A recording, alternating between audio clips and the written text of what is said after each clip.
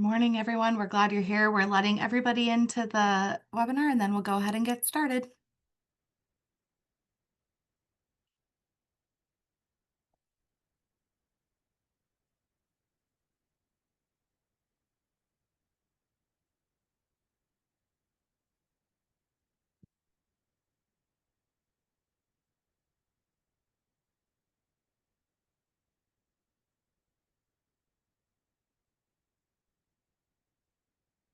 Okay, for the sake of time, we have a lot of amazing content today, so we are going to go ahead and get started. Thank you for being here this morning. My name is Lindsay Wyckoff, and I am the Director of Regional Integrated Marketing for the American Cancer Society. It is my absolute pleasure to welcome you to the event today. We ask that if you have multiple people listening from one line, that you please enter your names and organizations in the chat so we have a record of your attendance. Attendance for everyone else will be recorded automatically. All lines will be muted during the program, and we ask that you submit all of your questions into the Q&A tab on your screen. And if you could please use the Q&A tab versus the chat, that would be preferable. We want to make sure we have a record of the Q&A, so that is something that we can follow up on and share additional information if needed. We will be taking questions during our panel discussion as time permits. If we don't have time to answer those, we will work with the presenters to get those questions answered and follow up post-event. As we get started, we would like to learn a little bit more about who is joining us today. Please answer the poll question on the screen and let us know what sector you represent.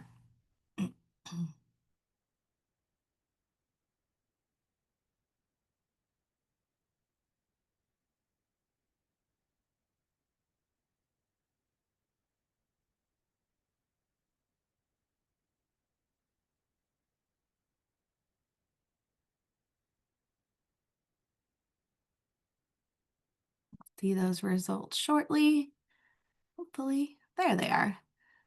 Great. Thank you so much for that. It just helps us ensure that our content keeps you coming back, and we're excited that you're here. Before we begin our program, we want to recognize and thank our sponsors. Without the generous support of the Ohio State University Comprehensive Cancer Center, the James Cancer Hospital, and United Healthcare, this program would not be possible. Also, thank you to the Ohio Partners for Cancer Control and Mountains of Hope Comprehensive Cancer Coalitions for their continued support. Here is our agenda for today. First, we will have a mission story, followed by 2 presentations. And then after the presentations, our speakers will join our panel discussion. We will conclude with information on the American Cancer Society's resources and a few housekeeping items. The AAFP has reviewed navigating current issues in cancer immunotherapy and deemed it acceptable for up to 2 enduring materials self-study AAFP prescribed credits. You will receive a certificate to claim your CEs within 2 weeks following completion of the post-event survey. Our objectives for today's event can be seen on the current slide. The Planning Committee members and speakers have declared that there are no relative financial arrangements or affiliations with the organization that may affect balance, independency, objectivity, or scientific rigor for this CE event other than those disclosed in the respective presentations. Also, please know that the slides will be available after the presentation, and it is also being recorded. We begin each session by acknowledging the individuals who are directly affected by the topic at hand. Today, we are privileged to be joined by Leah McCleary, a 31 cancer thriver of basal cell skin cancer and Gorlin syndrome. Leah has endured hundreds of treatments and surgeries since her diagnosis at the age of 9, demonstrating incredible strength and resilience. As a dedicated volunteer with the American Cancer Society and its Cancer Action Network, she advocates for improved cancer care and sustained financial support for cancer research, often joined by her 8-year-old son, Joey. Leah, welcome, and I will turn it over to you. We appreciate you sharing your journey. Good morning, everyone. Thank you so much for having me here today and giving me the opportunity and honor to speak during this panel discussion today. My name is Leah McCleary, and I am from Cincinnati, Ohio, and I'm looking forward to coming together to discuss how we can collectively improve the lives of cancer patients, survivors, and their caregivers. I'd like to take you back for a few minutes to another time and place. I want you to imagine that it's 2004, which would be 21 years ago. You are 9 years old, and the world around you feels as bright and endless as a summer afternoon would feel. You spend most of your time playing house with your sisters or getting on your brother's nerves. You sit cross legged on the living room floor, fiddling with the beads of a colorful friendship bracelet that you've been working on. The sound of One Two Step by Missy Elliott and Sierra from the CD player fills your room, and your mind drifts between the rhythm of the music and the excitement of summer break being right around the corner. You love school, you love playing outside with your roller skates, and your biggest worry of the day is which Disney Channel show you're going to watch when you get home from school, or whose team you're going to be on in some backyard flag football this weekend. You dream about being as cool as Lizzie McGuire one day, and you're excited because today is your ninth birthday, but your parents haven't planned a birthday party for you yet because you've been at the doctor's a lot lately, and you have to go back again today. And you can imagine a 9-year-old would not be thrilled about that. But you don't worry too much about those appointments because every kid goes to the doctor, right? But today, on your birthday, this appointment feels different. Today, everything is going to shift for you. You're sitting on the crinkly paper of the exam table, swinging your legs because they don't reach the floor yet. The room smells like hand sanitizer and something sharp, like fear. You don't know why your dad keeps squeezing your hand so tightly, or why the doctor's voice sounds like it's trying not to break. I want you all to imagine with me a time in your life as a young 9-year-old girl that should be full of friendship, laughter, and endless possibilities being ripped away from you in a second by just 3 words: you have cancer. Those words hit you like a storm that you didn't see coming. You didn't really understand what those words meant at first. You just knew it made grown-ups whisper and hug you much tighter than usual. You watch your dad's face as he breaks the news to you. He's brave, but he's broken, and you realize that you're both scared together, even though no one wants to say it out loud. You want to be strong for your dad, but inside you feel shattered. The moles covering your back and stomach that you thought were harmless are suddenly turning into something more. The doctors feared that you might not live past the age of 19. That number felt far away, like a planet you'd never reach. Your heart pounds and your eyes well up with tears that you can't stop.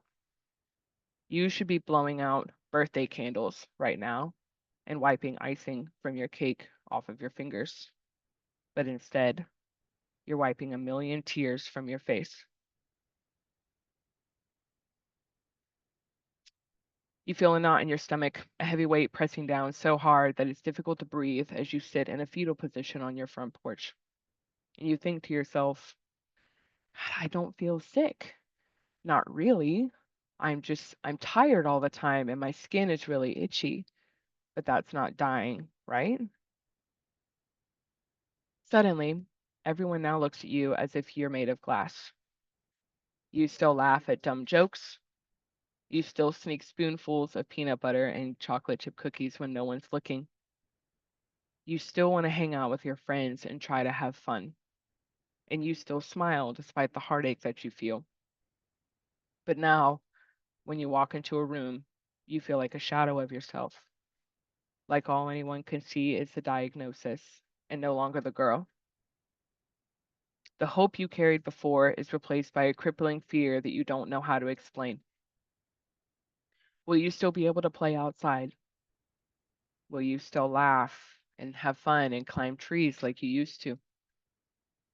Are you going to lose your hair like the kids you saw on the billboards? Will your life end before it really even starts? Imagine the anger that you would feel in that moment. You feel angry at your skin for betraying you, angry that your siblings get to grow up without thinking about dying. You're angry at the world for being unfair. You yell into your pillow and you punch it until your arms hurt and you cry yourself to sleep. Everything feels wrong, cold, painful, and isolating.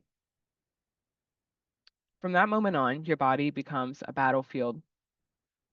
You endure hundreds and hundreds of surgeries, every stitch a story, every scar a reminder. Chemotherapy comes twice, harsh and relentless, draining your strength, but never draining your spirit.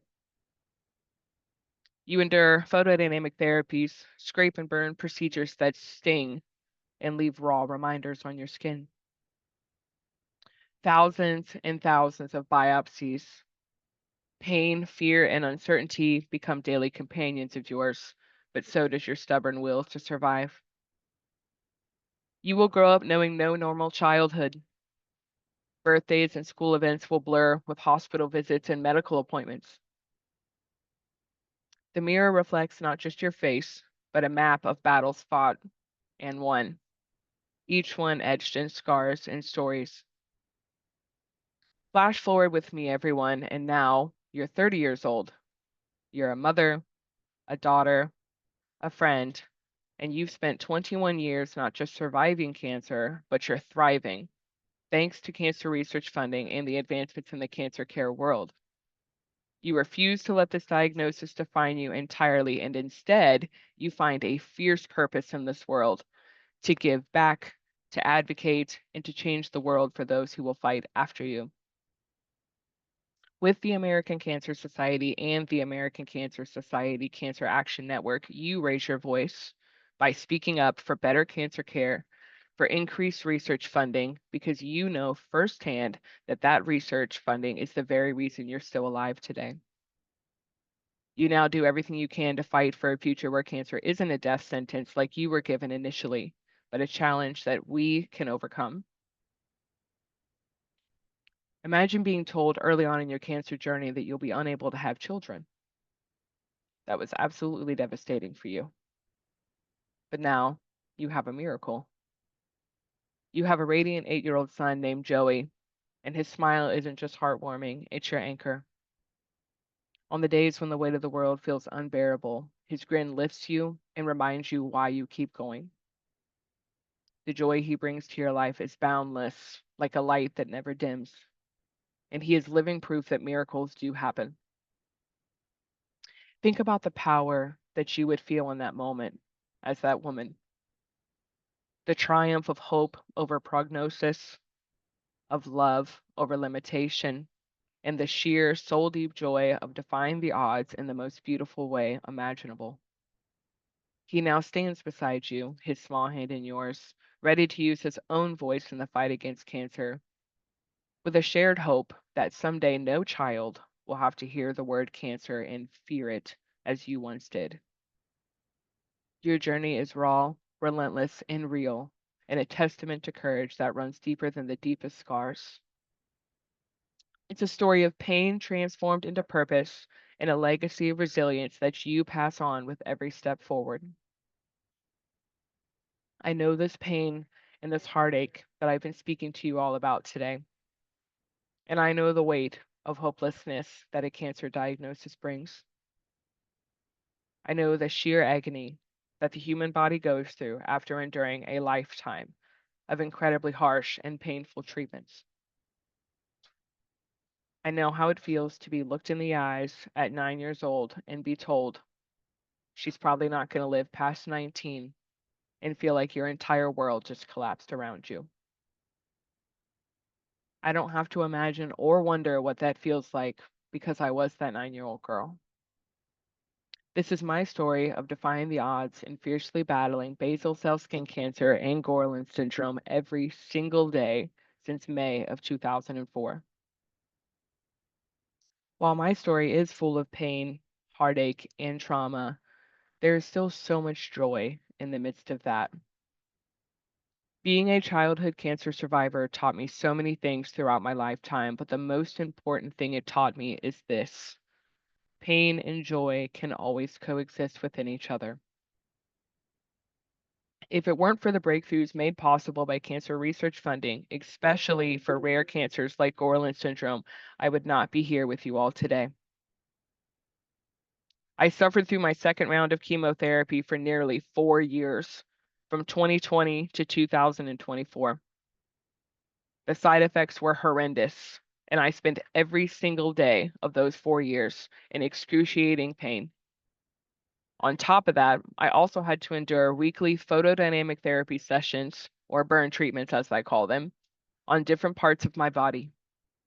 This is a very effective treatment that destroys cancerous cells, but the pain during that treatment is excruciating, followed by a painful few days of recovery after each session. My quality of life was truly at its lowest, and for years it felt like the only way any of my doctors could treat me was to put me through excruciating pain.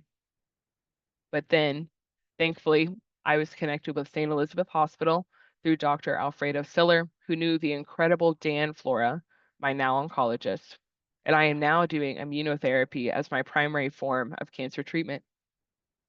This has improved my quality of life immensely, and I am so grateful.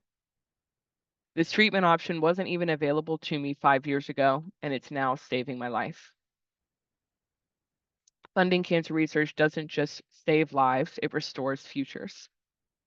It gives more people, more kids, just like I was, the chance to grow up, to live, and to love, and to dream, and make memories that aren't defined by hospital rooms, to get the opportunity to start a family, build a strong career, give back to their community, and become a strong voice in the fight against cancer and work to end this awful disease as we know it for everyone. My name is Leah McCleary. I'm 30 years old, and I am a 21-year cancer thriver. Thank you. Thank you so much, Leah. We are always inspired by your strength, no matter how many times we've heard your story, and you know how much we adore you at ACS. Your voice is making a huge difference and it matters immensely. So thank you for being here with us today. Thank you. We are very excited to share our first presenter today, Dr. Irene Sharif. Dr. Sharif is an endocrinologist, co-founder of Citrus Oncology, and associate professor of medicine at Duke University. She is a cross-sector leader who specializes in managing endocrine disorders in cancer patients and is dedicated to improving healthcare access, equity, and outcomes through innovation in AI integration with clinical workflows. Dr. Sharif leads multiple initiatives, including AI-driven clinical decision tools, telehealth platforms, and educational programs to enhance patient care and improve outcomes from treatment-related toxicities. Welcome, Dr. Sharif. Thank you for being with us today. Thank you, Lindsay, and thank you, Leah, for that absolutely moving journey that you've had. Each and every individual with cancer has a story, but it takes courage to share it. And thank you so much, Leah. And thank you, ACS, for the opportunity to talk about what I love doing the most. So I'm going to take a moment to just share my screen so everyone can see what I am seeing. All right, fantastic. All right here. Fabulous. All right. Well, to everyone, welcome to the conversation today. And we really hope that you can take something back to your clinical practice and to your patients that will be helpful and useful in thinking about a different way of doing things in how we perform, especially in the world of this complex toxicities, complex medications that we have, and multiple tools in our toolkit. So if you're thinking that you're spending too much time managing rashes, joint pains, thyroid disease, adrenal insufficiency, and other toxicities in your patients, this is exactly where you want to be, because the next hour and a half, we're going to be talking and unpacking a lot about the struggles, the gaps, the solutions around this very topic. So here's my introduction. You've heard already about who I am and what I do, so I'm going to quickly steer forward. These are my financial disclosures, none relevant to the discussion today. And as always, I say, let's start with the patient. Let's hear the patient. Let's hear what they're saying. So this is a patient, 56-year-old with breast cancer, who says, I'm not sure what's going on. I'm so tired. I can't walk up the stairs. My heart's racing. I can't sleep. I just had chemo and immunotherapy last month, and I started radiation this month. I can't function like this anymore. I need help. Now, the symptom that this patient is having is severe fatigue. About 50% individuals with cancer experience fatigue. But what is this fatigue coming from? Is it just cancer in adulting? Do they have just a lot going on in their life right now, which every patient who's going through this is? Do they need to see an endocrinologist? Do they need to see a rheumatologist? Do they need to see a cardiologist? The problem right now that we have is that our systems are too slow. There's access to specialists that is delayed, and we work in silos. We're not talking to each other, and no one's talking to the patient about what's going on. The world that we live in right now, we're doing a fantastic job taking care of cancer. We have a multitude of tools in our toolkit. And I started doing this more than a decade ago, where we had the traditional chemotherapy, radiation, and surgery, and everyone was offered kind of a mix and match of all of this. But now, thankfully, because of the advances in science, we have all these tools in our toolkit. And not only are we using these effective toolkits, we're combining these toolkits to maximize the efficacy of our treatment. So our patients are benefiting from that. And at the same time, we're also seeing combined toxicities. Just at MD Anderson, 37% increase in the referrals required to subspecialties just between a span of 3 years. So it tells you, it goes on to saying that, yes, we are doing a great job at treating cancer, but we have a new bag of worms that we've just unopened, and we have to deal with this as part of their cancer treatment. Now, what we've seen so far is a macro shift in cancer care. We're no longer counting days, we're planning decades. Back in the day, what used to be called a terminal diagnosis is now a manageable condition, something that longevity has increased because of these very effective tools in our toolkit. So true success is not just cancer survival. It's all about the combination of thriving with cancer, and true thriving means how well do you manage these complications. So let's talk about specifically about endocrine disease and cancer, which is what I love doing the most, which is what I do every single day of my life. Now, every 15 seconds, as you all know, someone is diagnosed with cancer. And during the cancer treatment, endocrine complications are quite common. They occur in about 10 to 20% individuals. So if you treat 100 patients, 20% are going to have an endocrine complication. So quite common. And after cancer treatment, 50% childhood cancer survivors develop endocrine-related complications throughout their life. And new treatments and combination treatments, as I mentioned earlier, is equal to new challenges. Now, endocrinologists are stepping into this pivotal role of supporting both patients and oncologists, not only during active therapy, but also during the survivorship or the thrivership phase. And really, the goal is to ensure safe and uninterrupted cancer care throughout that patient's journey.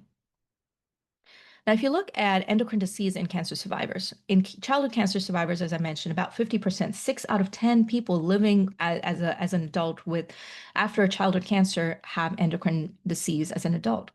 Now, if you look at cancer survivorship in adults, 6 out of 10 will have obesity, metabolic disease, diabetes when they live long enough. And 9 out of 10 patients who develop a checkpoint-induced endocrine side effect will continue to have this for the rest of their life.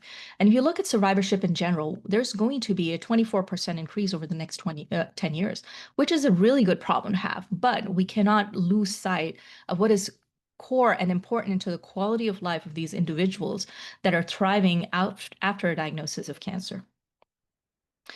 Now, if I talk specifically about immune checkpoint inhibitors, as I mentioned, there's multiple tools in our toolkit, but let's talk about immune checkpoint inhibitors. Now, when I started doing this in 2015, there was one isolated, absolutely one FDA approval for ipilimumab, and that was metastatic melanoma, non-resectable. And now, fast forward a decade and a half later, 113 FDA-approved indications. And not only just in monotherapy, we're giving this in combination. We're giving this along with chemotherapy, neoadjuvant settings, younger patients. So you can just imagine the impact that these agents have and will have for the coming generations of patients who are treated with these agents. Now, the way the immune checkpoint inhibitors work for something as simple as that, and the way I understand it as an endocrinologist, is that your immune system is ramped up to right at 100 miles an hour in a 40-mile zone. You're taking the foot off the gas pedal, off the brake, and slamming the gas pedal. And what happens as a result is that immunity is very effective in treating and killing cancer cells. But at the same time, because it's riding at 100 miles an hour in a 40-mile zone, you're going to have accidents along the way. And immune-mediated adverse events are just accidents that occur along the way. And it turns out that endocrine disease is actually quite common. 20% patients develop an endocrine disease or a combination of these toxicities or abnormalities, especially with their thyroid. And 80 to 100% of survivors who have an endocrine disorder live with this for the rest of their life.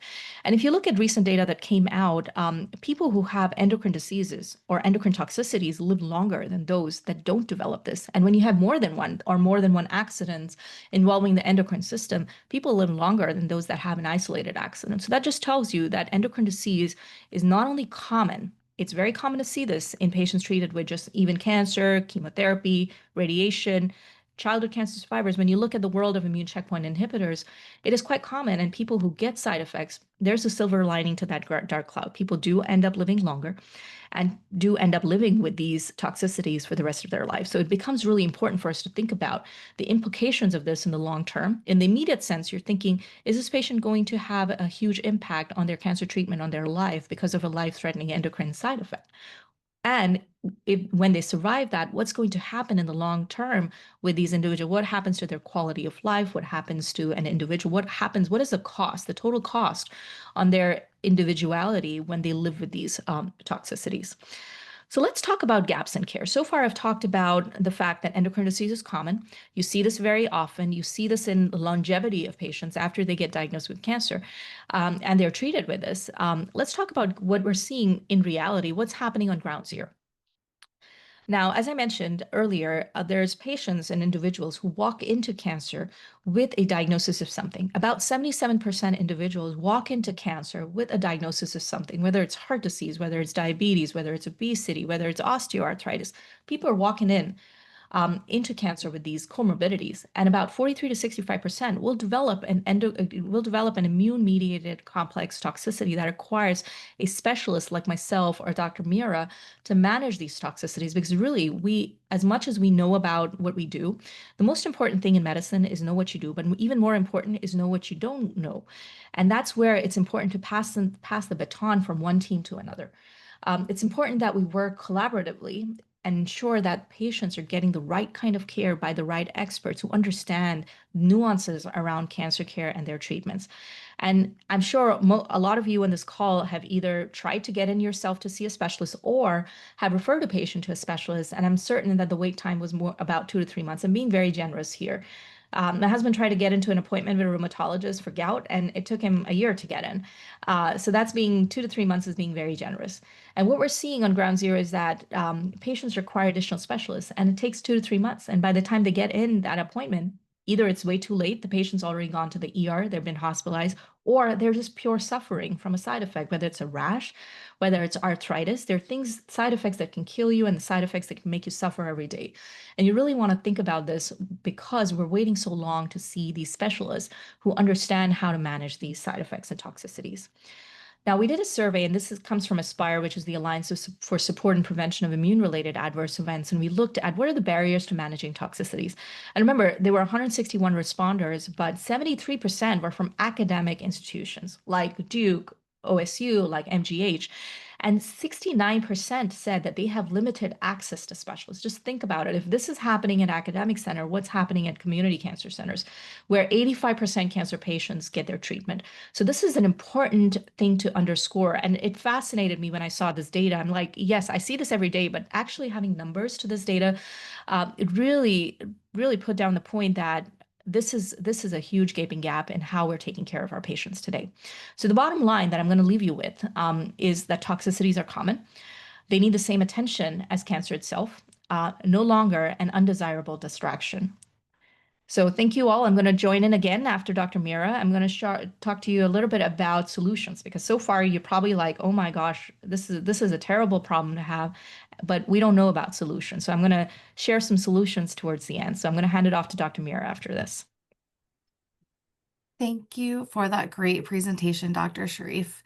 Presenting next is Dr. Alexa Mira. Dr. Mira is an associate professor at The Ohio State University and rheumatologist at OSU CCC, the James, specializing in autoimmune complications from cancer therapies and leading the Immunotherapy Management Clinic. Her research and teaching focus on improving outcomes in diseases like vasculitis and lupus, shared decision-making, and patient-physician communication. Welcome, Dr. Mira. We're so glad to have you. Oop. Good morning. Or yes, I was like, seems to be lots of slides.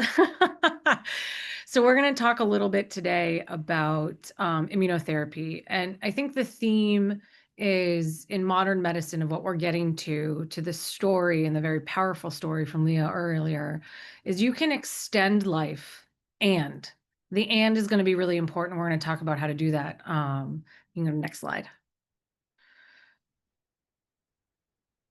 Disclosures, I work with companies, but none of them are related, but we are going to talk about off-label use because there's really no on-label use. Next slide.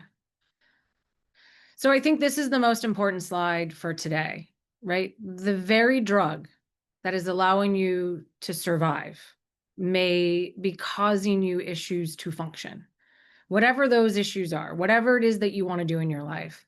And so again, to this idea of extension of life is no longer enough. And because we've gotten such modern technologies and drugs, and the oncology space has done amazing work to change survivorship, now we can really think about thrivership. I'm going to coin a new word to get there. Next slide. So this is just hammering back to the point, is people are living like they've never lived before. And fundamentally, immunotherapy, I think, took oncology and cancer patients by storm in that the survival numbers are just increasing as we're getting better drugs. Next slide. But I think this is a little bit of the mixed story here. I think when people think of cancer, you think of chemo, right? You losing your hair, these really rough, intense, specific side effects, radiation or surgery. And so when we talk about immunotherapy, it seems to be a nebulous, what does that mean? What is this thing? And I think there's a lot of, though it is less acutely toxic in the sense, right? The platinum drugs or the different drugs that cause the acute issues of the neuropathy or your white count to drop and you're worried about fevers and neutropenia, this is very different. And we're going to get to why, but this is I took an ad from just online and you can see it says many side effects and then few to no side effects on the bottom. And I'm just trying to suggest how we define these side effects are just slightly different. And so how we really think about these diseases, again, if cancer is going to become a chronic disease, how do we create the evidence for you to live the life that you want to live? Next slide. This is my big science slide. And I think it's really important getting to the point of immunotherapy. To Dr. Sharif's slide about the gas pedal, immunotherapy blocks regulatory checkpoints, which means your immune system stays on. And when you mess with the immune system, you can actually fundamentally change the immune system forever. That is, those of you on the phone that have ever had children, you will know that your body may look the same, but it never on the inside is the same after you've had a kid because it's just different. And so immunotherapy changes the immune system. And so therefore it opens the door to autoimmune disease. And how it does this is rheumatoid arthritis, lupus, thyroid disease, a lot of these autoimmune diseases happen irrelevant of cancer, right? That's because you just have the right genetics, however you were born, and then you live your life, right? What you eat, where you live, where you travel, and then boom, a chronic disease happens. So now you have a primed immune system. Your immune system is just up. But what hasn't changed is your genetics and your life.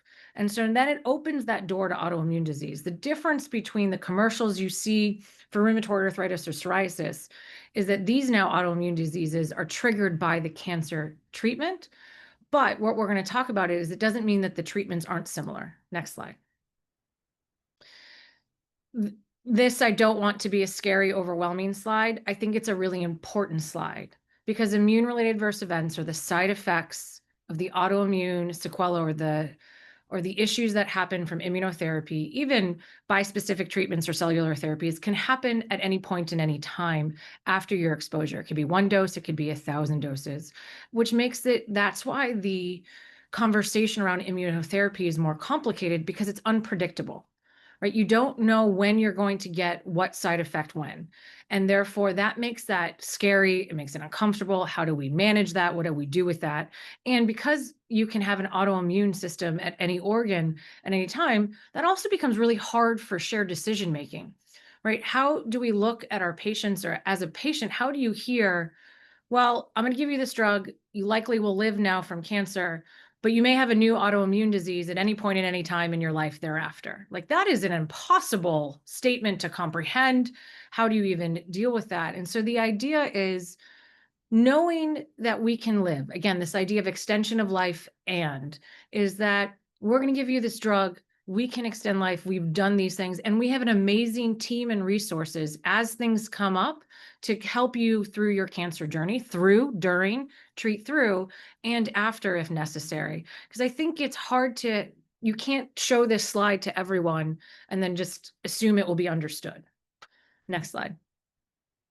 So, right, if oncologists feel overwhelmed, the autoimmune, side effects are difficult to treat, the rest of us do. Like, I'm a rheumatologist, but I can tell you the rest of medicine is also struggling in this space of how to help, how to find evidence, what are we supposed to do, and how do we do these things. So I don't want oncology, and particularly community oncologists, to feel alone, because I think this is a huge gap, hence why we're having this talk, and we're thankful for the American Cancer Society. But this is where medicine is going. This is a huge opportunity in the sense of changing medicine, of how we approach this. Next slide.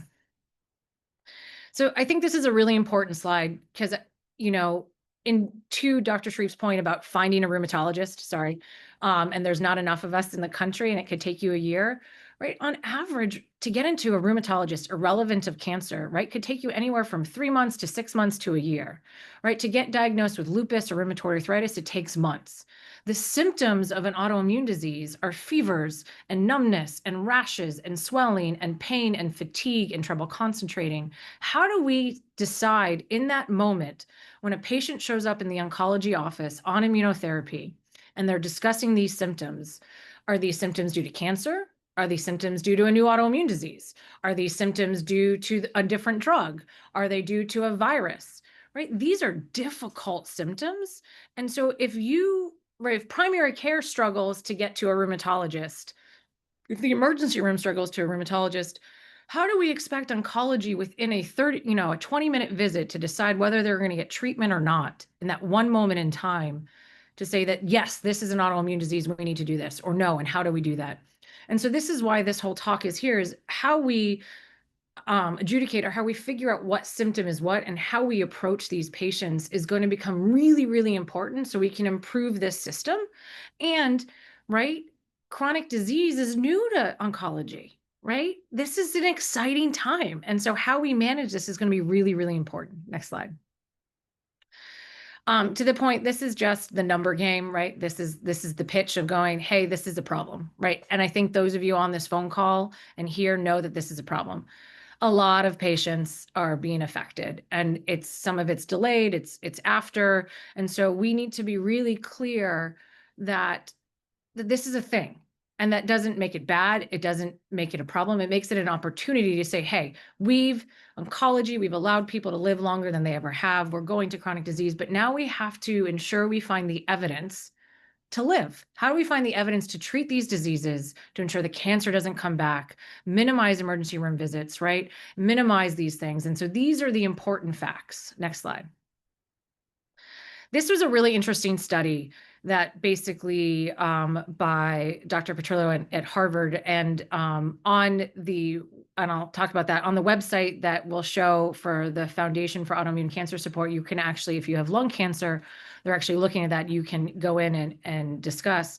But basically, due to the uncertainty of the side effects, there's a huge amount of disappointment, right? You should never regret living.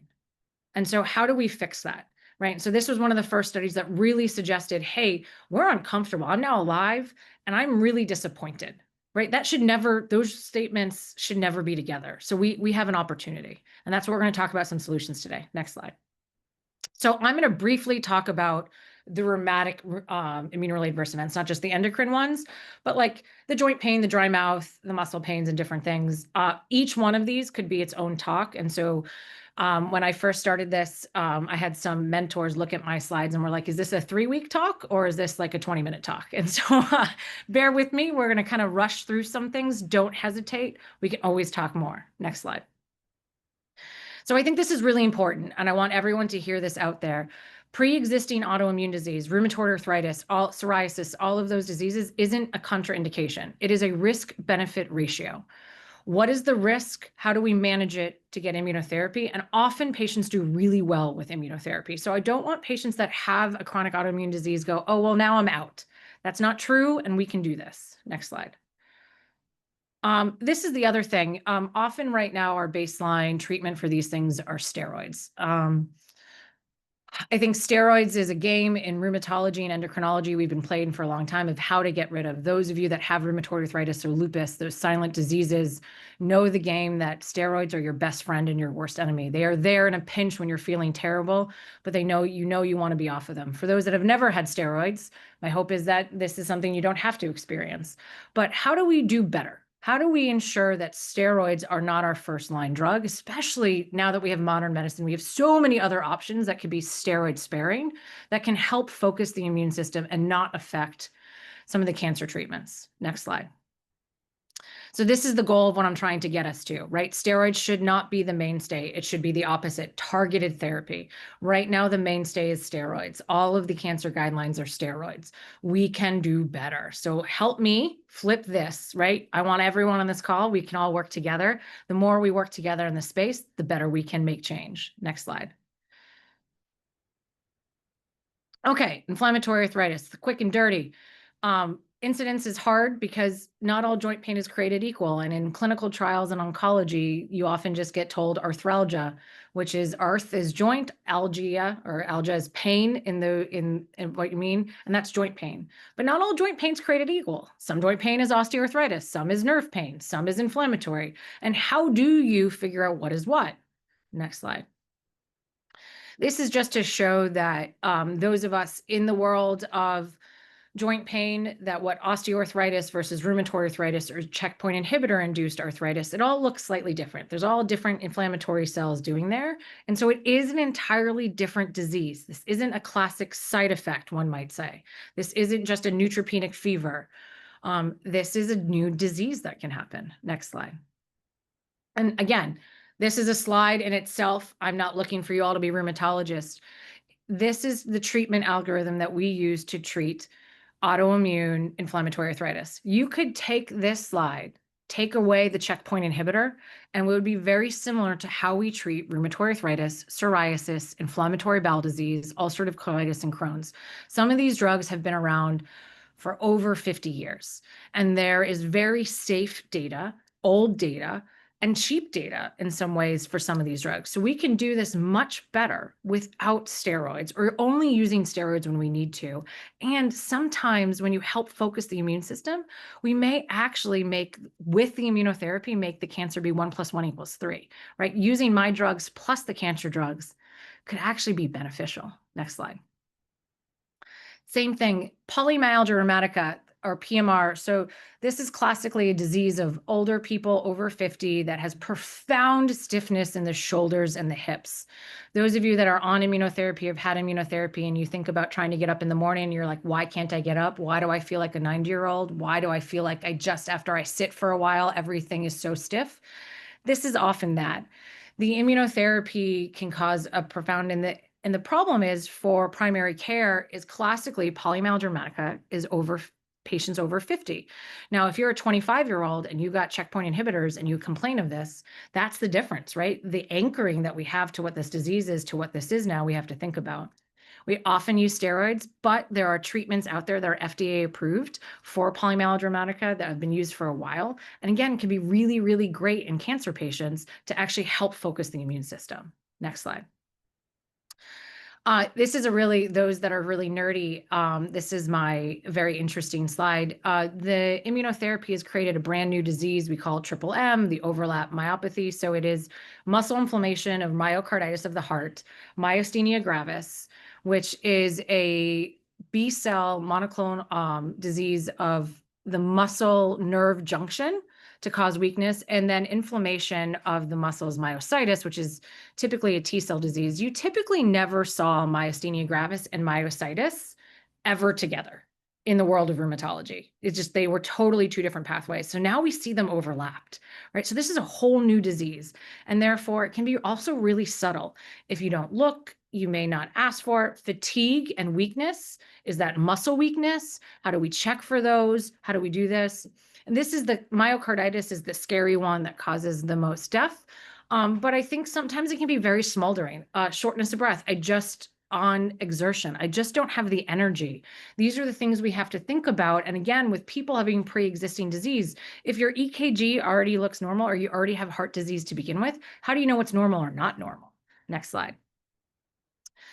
Sicca syndrome. This is dry eyes and dry mouth. So in the world of rheumatology, that's called Sjogren's, but this is, I see a lot of dry eyes and dry mouth. And what I want people to know is besides steroids, there's a lot of good drugs to help band-aid through the dry eyes and dry mouth. So there's eye drops. There is new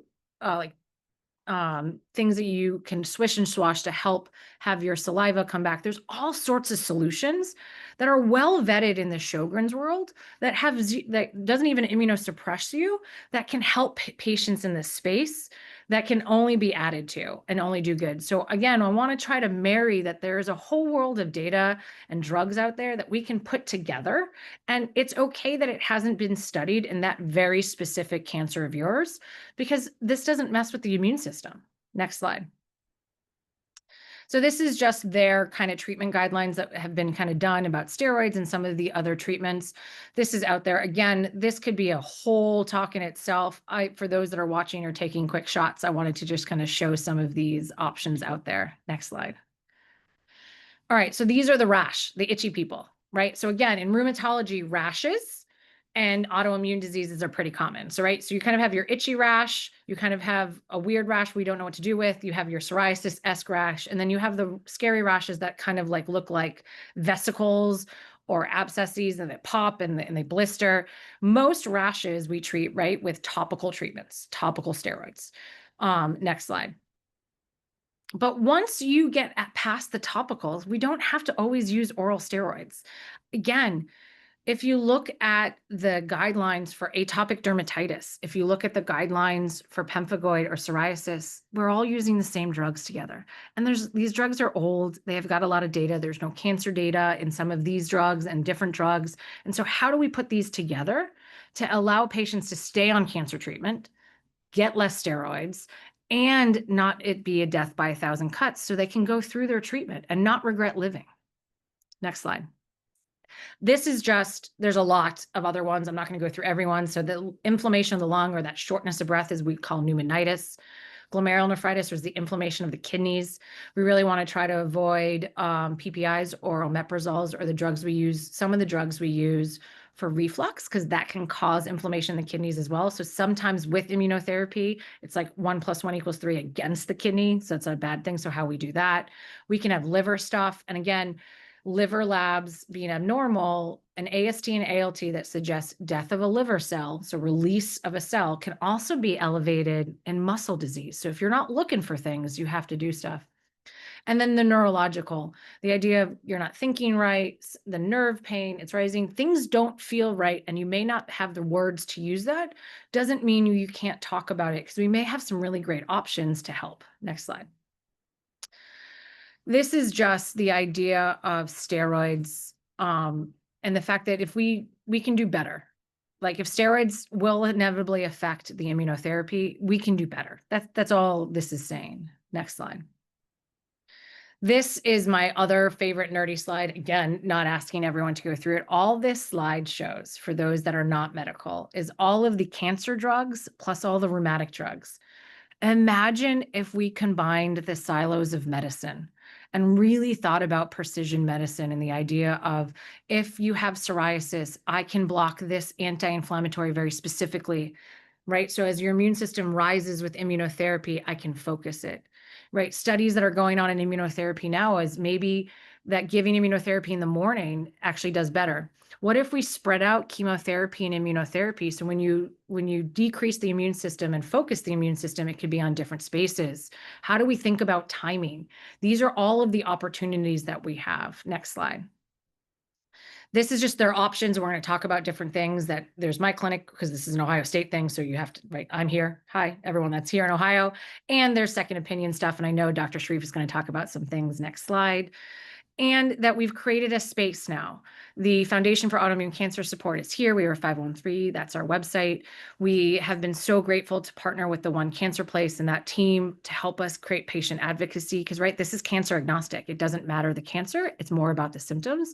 And we are there for the Alliance and Support for Prevention of Immune-Related Adverse Events. And next slide, for those of you that are physicians or healthcare teams, these are all the events coming up. Obviously, this will be around and available. I'm not going to go through everything. So we as the physician side are really, really, really excited that we are trying to help in this space. And the next slide, and that's kind of it, is that we just want to say thank you. Thank you for this opportunity to do this, because we know that you're frustrated. We're all frustrated together. So again, the more we can do this better together, the more we can work towards finding those answers to extend life. And it can always be a yes, and that's where we're going to get to. And thank you. I think that I've hit my time, and they're going to be mad. They're going to be mad, right? We can do this. We can rebrand this. We are not going to be mad. We love a yes and we greatly appreciate all of the amazing material that you've shared. We do want to get into our panel discussion, but the PowerPoint will be available afterwards, so you guys can dive into all that amazing information. It is my pleasure to now introduce you to our panel moderator, Dr. Ross Merkin. Dr. Merkin is a medical oncologist at Mass General Cancer Center and an instructor in medicine at Harvard Medical School. He specializes in head and neck cancers, including mucosal squamous cell carcinoma, HPV-related head and neck cancer, salivary gland cancer, and advanced thyroid cancer. He also collaborates with a multidisciplinary team to manage complications of immunotherapy. Dr. Merkin, welcome, and I'll turn it over to you. Yeah, thanks so much for that kind introduction. And yeah, thank you so much to all of our panelists for their really enlightening presentations. And a special thanks to Leah for sharing her story. It's very moving. And I think really kind of highlights a lot of the issues that in oncology we really worry about when it comes to how our treatments to take care of patients affect their quality of life. And so I think that is a really good jumping off point to kind of dive into some of the topics of conversation that we're hoping to cover today. This portion of the session is hopefully going to be driven partially by questions from the group. So, really encourage everyone to please put some questions into the chat. We really want at the end of this session, when you leave, to feel like the burning questions in your mind that are kind of hard to get answers from elsewhere, that we've had a chance to answer them for you to the best of our ability. So please type your questions into the chat. And so while you take a few minutes to think about those and type your questions in, why don't we get started with some topics to discuss. I think first, when we think about a cancer patient's journey, chronologically, it always starts at the time of the diagnosis. They can't have symptoms from their cancer treatment until they actually get their cancer treatment. And so, when someone, not all cancers can be treated with immunotherapy. A lot of them can now, and how the outcomes, the survival outcomes for the cancer depends on what kind of cancer it is. But there are some cancers where immunotherapy could be curative, but that patients can pay a big price in order to achieve that cure. And so when one of the points that was brought up earlier was kind of talking about the process of informed consent. Anytime anyone receives a cancer medicine or any other sort of cancer treatment, informed consent is necessary. That's part of our current standard of care for how we take care of patients. And reviewing all the side effects of the treatment can be really overwhelming. But we also don't really have a good way of anticipating who will experience which side effects. And so I thought we could kind of start by talking about how we go about anticipating someone's risk and how we talk about the risk of side effects for different patients based on various things like their age, other medical problems, and whatnot. Why don't I direct this first to Dr. Mira to start talking about, patients that have pre-existing autoimmune diseases. What sort of advice would what would you say to patients, or what sort of advice would you give to people who have pre-existing autoimmune disease, but for whom immunotherapy is being recommended? So I fully, in the world of medicine, in the world of grayness, I think it's really hard to talk about contraindications. I suggest everything is a risk benefit ratio, right?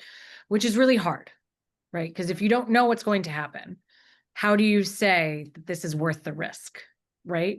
And so what I talk about and what I've had with a lot of my patients is, yes, I am here for whatever disease you have. And we can treat you through with some of the drugs. So you can do, again, a lot of the rheumatic drugs with immunotherapy, and that's really safe and that can help. Also, if your disease is in the past and you're unsure and you're concerned, just because you start immunotherapy doesn't mean it actually flares your previous disease. And so a lot of it is just kind of that communication of a teammate. Like, I'm here with you on your journey. I cannot fix what I don't know. I don't have a magic 8 ball.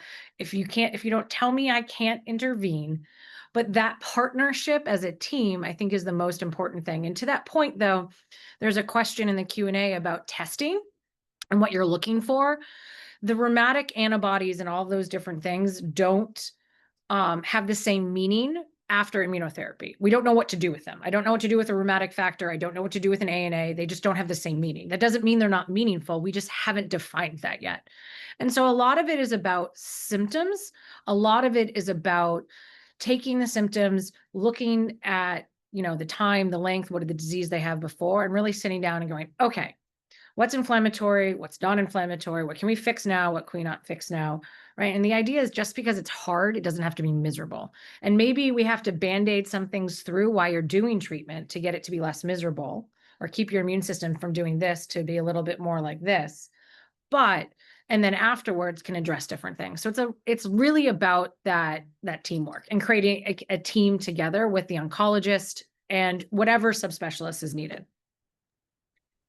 So what I'm hearing, one of the things I think that's coming through loud and clear is that um, there there are very few black and white situations in medicine, and oftentimes the decision about what to do is shared with the patient. That we engage folks in what we call shared decision making, which is a bona fide term that is studied. There's evidence to support the use of shared decision making when making clinical management decisions with patients, and that care is provided as part of a team, and that the patients are part of that team, and that the things that they're feeling and the things that they share with us are incredibly important, and that they help us to figure out what kind of recommendations we would make, which then leads to further shared decision making to make the best decision for that patient.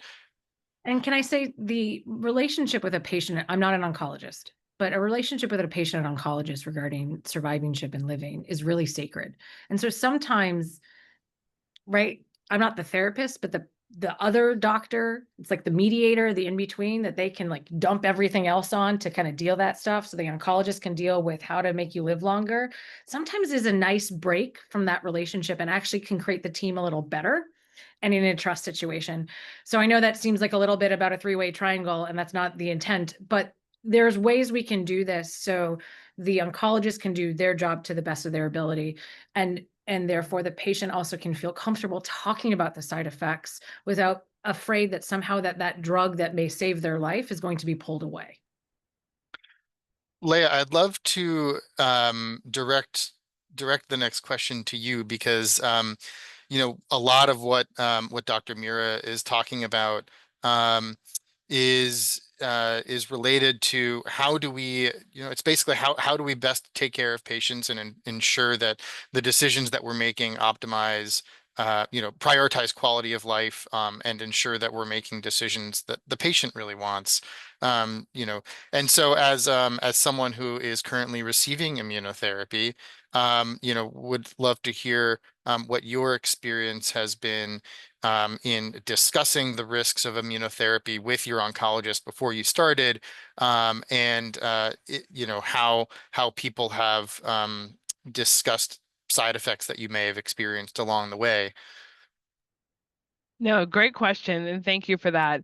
I do want to echo what Dr. Mira just said. I personally have that three-way triangle, and it has helped me immensely have the space to be open about my concerns and my questions, and kind of take that curtain off of, like, I know I'm the patient and I know I need to be strong. I want to live. I want the treatment, but I'm scared about X, Y, and Z. But I sometimes voicing that can be difficult for many people. So having not only my oncologist, but my nurse practitioner, my other care team members in my corner to be able to give me that space to have those conversations has helped me feel like I have the space to answer my questions. All of my concerns are being addressed, and I can move forward in my treatment plan confident in my care team, confident in the treatment that I'm receiving, and also confident myself to be able to ask the questions and not be afraid of what the answer could be or how it would impact me, because they truly do have my best interest in mind. But that starts with me being open and honest with them about my body, my needs, and my concerns, because they can't read my mind. So I really do appreciate that call out, Dr. Mira. That has been my personal experience. Now, when I first was offered the idea of immunotherapy, I had never even heard of immunotherapy. This was at the end of 2024, and I was in a place of what I'll call desperation, because the photodynamic therapy that I was doing weekly at that point made me in a state where I was in constant recovery of something. By the time I got better, it was time to start the next treatment cycle again. So you were never actually okay. You just when you got to feeling like, okay, I've got my strength back, it's then completely sucked out of you again, with doing the chemotherapy at the same time.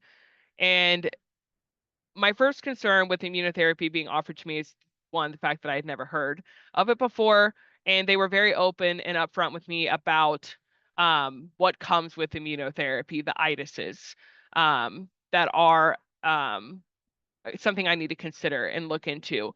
And they actually shared with me the exact slide that Dr. Mira pointed out, with all the different things that can come up in the body with your eyes, your skin, the itises.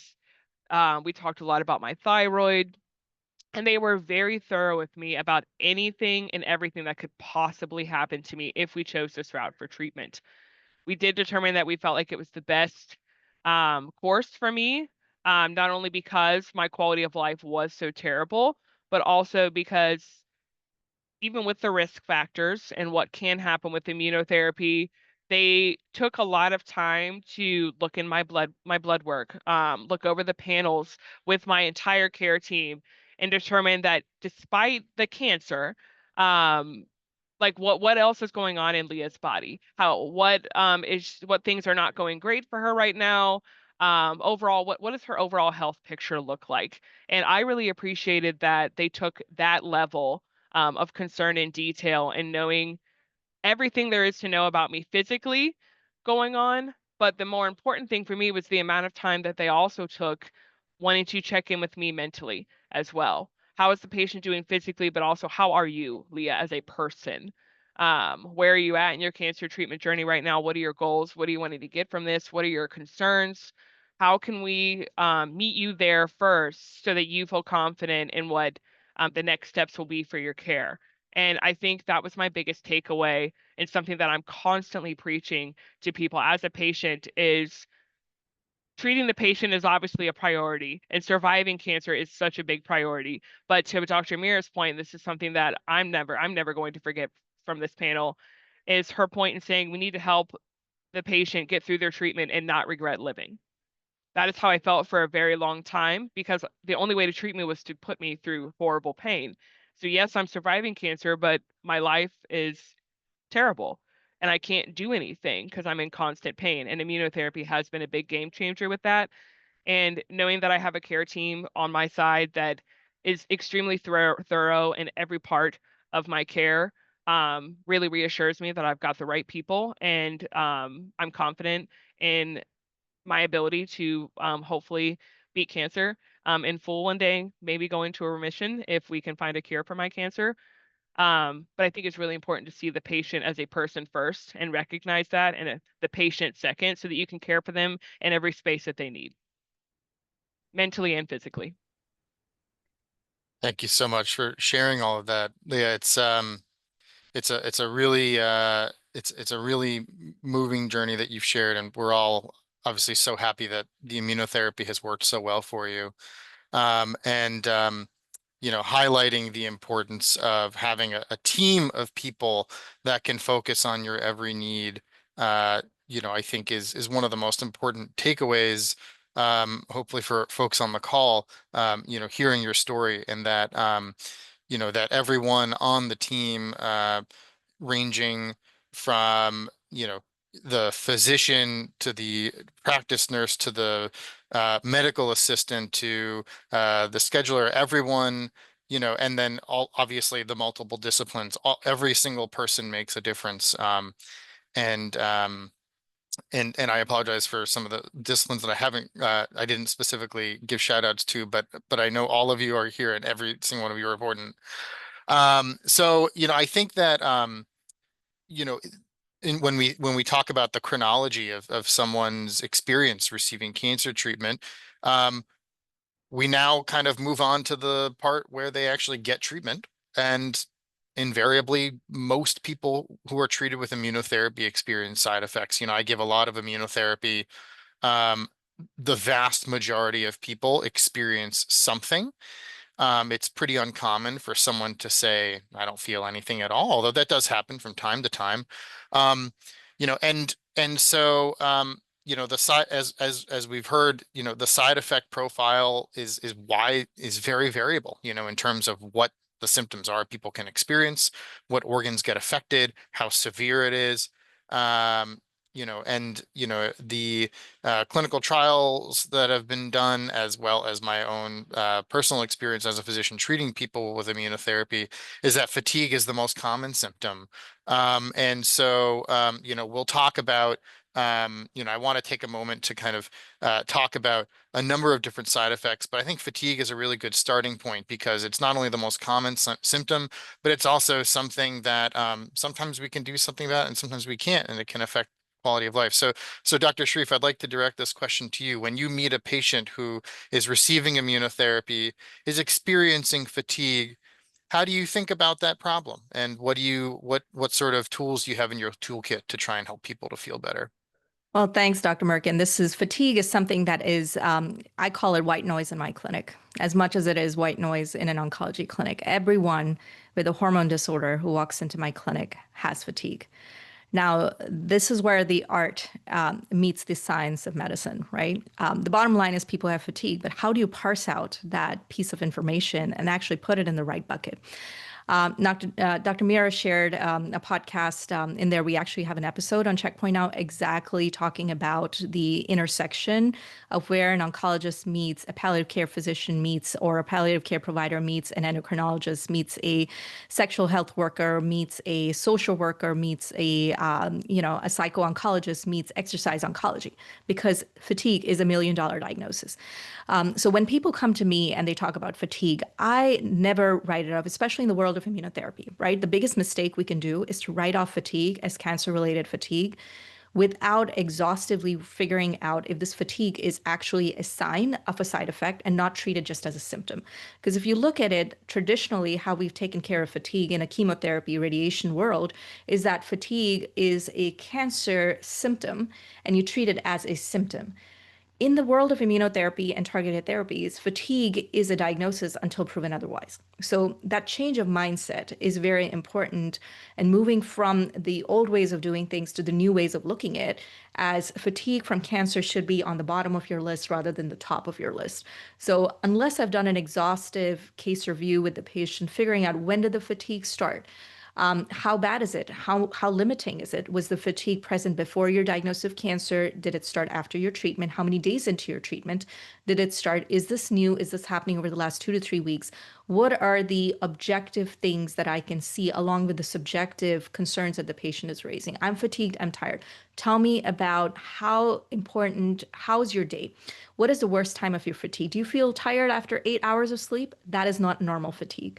Are you feeling tired at 4 p.m. and 5 p.m. after a long day of work? Perhaps, right? But if someone had a full night's of sleep and they woke up and they feel exhausted and they feel like they didn't sleep, that is something related to the endocrine disease until proven otherwise. That's how I look at it. And the timeline of fatigue is very important. When did it start? How bad is it? Is it correlating with weight loss? Is it correlating with weight gain? Does the patient have adrenal insufficiency? Does the patient have hypothyroidism, hyperthyroidism? What else is causing it? Is anemia, vitamin D deficiency, sleep apnea that's untreated, anxiety, depression? They're not sleeping very well.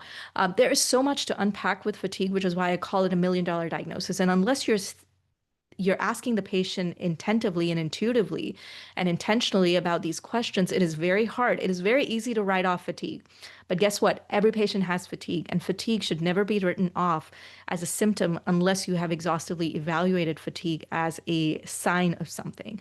So if anyone wants to take something from today, is do not write off fatigue, especially in an immunotherapy world, as a symptom of cancer. It could be a sign of a toxicity. It could be myocarditis. It could be rheumatoid arthritis. It could be so many different things. So you have to think about this before you say, let's just say this is adulting, which is exactly why I started off with that case of fatigue. Because everyone has fatigue. How do you chop that out? So definitely listen to the podcast episode. We exactly talk about the fact that we should actually have fatigue packages for patients, in the sense that when a patient comes in with fatigue, it needs to be evaluated first, either by a palliative care provider or physician first, to figure out what's going on, and then exhaustively kind of get the workup done for different specialties that puts them in the right bucket. Otherwise, you're just putting a band-aid to the problem. You're really not doing justice to the patient and making them feel better. Quality of life is so, so, so important. I think that exhaustive review, Dr. Sharif, is so important too, because I have seen some instances in the past year where I do complain about fatigue. That's definitely been something that I've experienced. And they ask me at times, there's been a few appointments where they ask me about fatigue and they ask me, are you tired? How are you feeling? And I don't always know how to answer that question if it's presented to me in a vague way, because I work full time. I have cancer. I'm living with cancer. I'm doing immunotherapy that I know causes fatigue. I'm also a single mother, so it's like I'm tired all the time. Yes. To answer your question, yes, I'm very tired. But if we don't get specific enough, it's almost hard to like pinpoint what could be causing that. And I think it's so important for my care team to be specific in that. And they are absolutely phenomenal.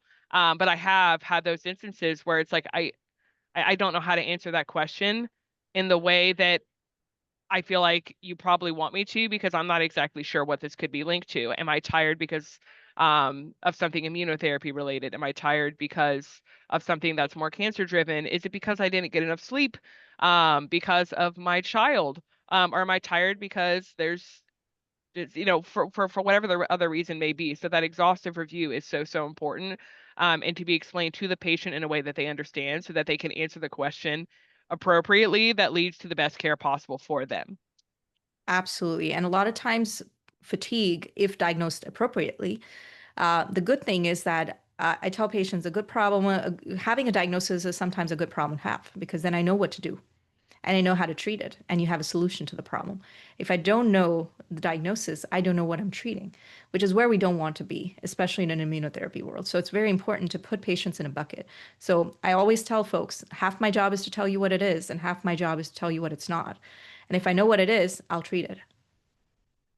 Can And I make a yeah. comment to that? Oh, One yeah, is of course. a free Dr. Shreve and American Cancer Society. I definitely think adulting and cancer needs to be some sort of meme, like, oh my gosh. But to everyone, I'm thinking actually the world of fatigue and rheumatology, because fatigue is another one complaint. There's a huge amount of literature that tiredness and actually fatigue are different. And I will have patients that have pre-existing autoimmune disease, and they will tell you their fatigue that was from their rheumatoid arthritis, post-immunotherapy fatigue is different. And so that's a hard thing, but you really have to kind of get in the weeds of the questions to figure that out. And that does take time. Not that it's not worth it. It's just more of, but if you don't know what you're looking for to ask, it becomes a very hard question, right? And in oncology, again, they're not rheumatologists, they're not endocrinologists. So, what are they fishing for in questions if they don't know what to ask for? That's not right. There's a reason why I'm not an oncologist, or in the different worlds and specialties. So that's why this idea of a team approach makes this a lot easier to make it better for a patient.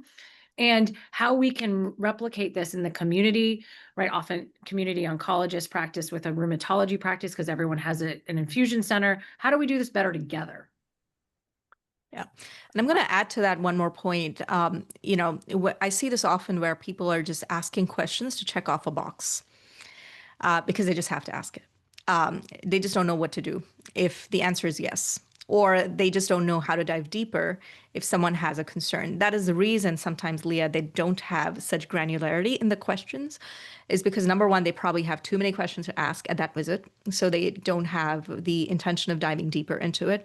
It comes with great intention. I mean, they're trying to get to this thing, but they're not diving deep enough to get to the bottom of it. And it's the way our healthcare system is right now. It is so numbers driven and so time driven that even though I'm sure Dr. Merkin wants to address every fatigue in his clinic, but he has bigger fish to fry because he's focused on treating the cancer itself, which is why I think it's so important, because it's such a common thing in individuals with cancer, that it has to be addressed head on with a very multidisciplinary collaborative approach. It's not like people are talking about this because they're feeling fine. They inform you about a problem because they're feeling bad about it.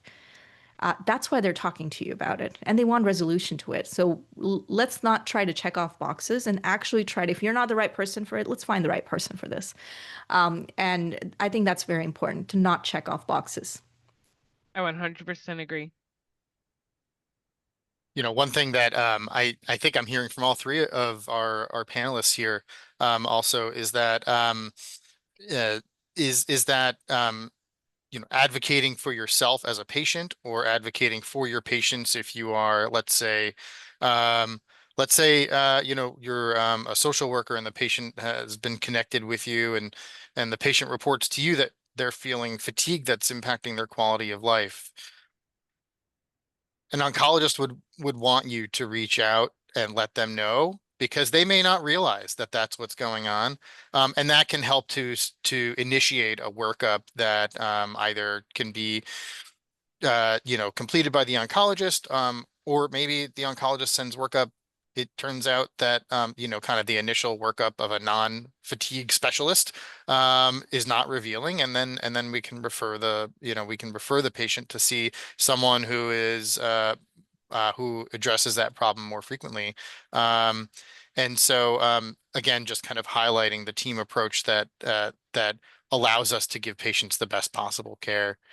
This is such a good discussion about fatigue. And fatigue oftentimes is not a diagnosis of that requires admission to the hospital, when it comes to immunotherapy side effects. But there are a lot of immunotherapy side effects that do end up causing severe enough issues that require admission to the hospital. And sometimes, and this was one of Dr. Mira's slides, require actually, aggressive treatment with high dose steroids, which can actually last for weeks to months, depending on the side effect, if it responds or not. Sometimes with the addition of additional immunosuppressive agents.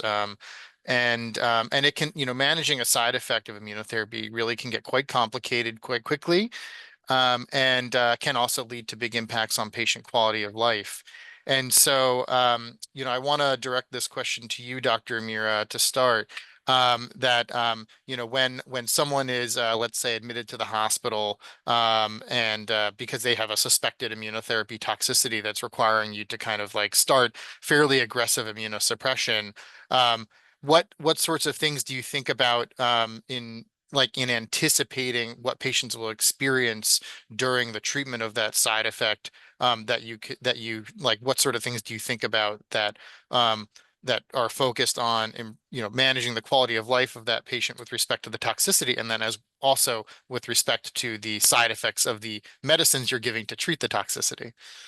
Oh, Absolutely. So in the world of rheumatology, right? So lupus, lupus nephritis, vasculitis, or inflammation of blood vessels are relapsing and remitting, right? Chronic diseases that require chronic immunosuppression to live your life. So in the world of rheumatology, the amount of risk intolerance, all of our drugs have to be safe enough to be on for life, right? It's a very different approach. Our trials are 52 weeks, 2 years, 5 years of data to prove this, right? Because you want to be able to have a kid, you want to be able to do the things when you have the things and all the things you want to do. So when I think about patients being in the hospital, there's often I feel like we can do a better job, because if I can hit the immune system, I can do a lot less in the beginning to prevent that. Because once the immune system is angry and every organ's inflamed, it requires a lot of medicines to calm it down. And I think also that's really overwhelming, right? So a patient's already on 75 medicines, and now I'm about to add 75 more. But the acuteness of that is, if you bear with me, we get your immune system to cooperate, I can wean off a bunch of other meds, right? And then we basically end up with 1 or 2 that you can stay on with your cancer therapy to be able to keep it focused. But it is a little bit of this upfront discussion, right? I mean, I saw a patient once being given 125 milligrams of prednisone in 5 milligram tablets. That was 30 tablets a morning just of steroids. And by the time she showed up in my clinic, it was 30 days later. I was like, oh, I don't even know that I could count. Like, I couldn't do that. Right. And so the pill burden is a discussion that we have with patients all the time in rheumatology, because of this idea of adding, subtracting, and the anchoring, right? If you felt better on this drug and I want to change that, is what if I go back to where it was before, right? That's terrifying. And so it's all about this idea of cancer is becoming a chronic disease, right? These shift patterns of going, there's a whole world of lit, right? You don't have to do that alone. I mean, how we talk about that. So I rather be, the sooner we can be involved as the team members, Dr. Shreve, however we can be involved, if it's us or someone else or anyone else in your own system, to have those conversations, because it's just a different frame of reference, different journal articles, different meetings, different groups. It allows us to be able to take care of the patient as a whole, right? The knee bone is connected to the hip bone, heart is connected to the lungs, to the breast, to the face, to the hair. And so how do we take a look at this in a different approach? And so often high dose steroids, best friend, worst enemy, as I always say. They're great in the acute setting. How do we then acutely get things to calm down and then quickly pivot off of them so we can do other things to allow that to do? And some of that, though, is insurance right now and PBMs in the United States and all of that access to meds. It's a big deal. But how we can work together to be able to navigate access is going to be really important. I think that when my experience with patients of mine that I've needed to admit to the hospital who have immunotherapy side effects, whether the things that I've probably caught, that have been caused most commonly by the medications I give that require admission, are inflammation in the heart, which is what's called myocarditis, inflammation in the kidneys, where the kidney number, which is called the creatinine, which is normally supposed to be around 1, jumps up to around 8 or 9, not ideal. And so, I think one thing that's important to highlight is that sometimes these toxicities actually are asymptomatic, at least initially, and that educating patients that they may have asymptomatic severe toxicities that require aggressive treatment is important. And that's one of the reasons why following up, with each scheduled appointment, having all your blood work done while you're receiving immunotherapy is important. And also highlighting, I think Dr. Mira had a slide in there that it was a little point, but basically what it showed is how long the immunotherapy that's infused into patients stays attached to the tumor. So when we inject a drug, there are lots of things that we do in early phase clinical trials. And one of the things that we look at is how long does the medicine that we've given actually stay at the site of the cancer? And this medicine stays there with just one dose. It stays there for over half a year. And that's why people can actually get side effects months after they've discontinued the medicine, and why even after you've stopped the medicine, it's important to have patients report symptoms that they experience if something feels off. Um, and so, when we talk about managing side effects of immunotherapy, we'll often kind of break them down into two buckets, with a lot of the side effects being of like affecting the heart or the muscle or the kidneys, being things that we can ideally eventually reverse for the most part, not always, but hopefully we can reverse a lot of them. Doesn't mean people don't have chronic symptoms. But then we think about endocrine toxicities, where oftentimes those side effects are not reversible. And that might actually mean, in many cases, patients taking a new medicine for the rest of their lives, which could be anywhere from mildly to not impactful on their quality of life at all the way up to potentially very impactful if it involves injections of, say, insulin, for example.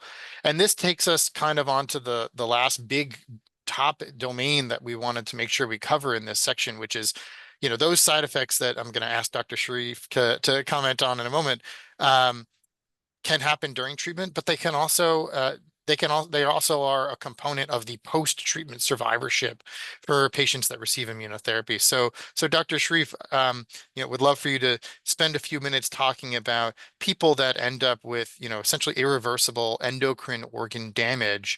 How do we think about taking care of those patients, managing those toxicities, and optimizing quality of life, and ensuring people get all the education they need to manage those diagnoses, which are often being given, not all often, but sometimes being given at a later stage of life or age of diagnosis, than would ordinarily be given, such as like, a new diagnosis of diabetes at the age of 80, as an example. Yeah. Well, thank you, Dr. Merkin. This is a question that is truly something that I'm extremely passionate about, because I live as much in the active therapy, Previvor active therapy world as much as I live now in the survivorship and the thrivership world of things.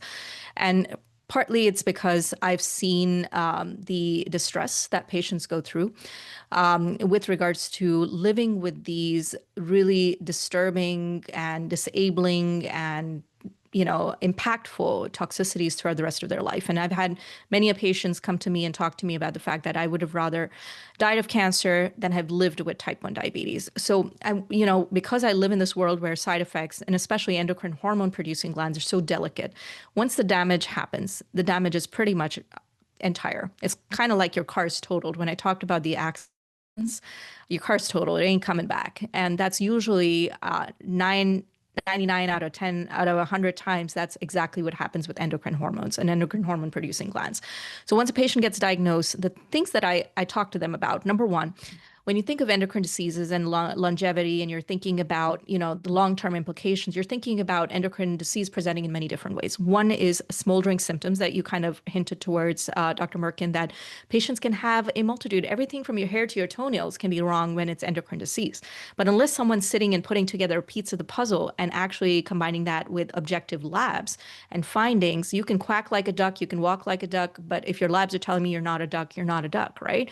So we need all of those things to kind of inform us that this is an endocrine disease, number one. It's smoldering, or is it life-threatening? Because each of the endocrine disorders or endocrine immune-mediated toxicities can kill you when they get diagnosed, right? If they're not treated in time, they're not identified in time, whether it's adrenal insufficiency or adrenal crisis, whether it's mixed edema coma, whether there's a thyrotoxic crisis, whether the patient has diabetic ketoacidosis, which is an acute presentation of DK of type 1 diabetes.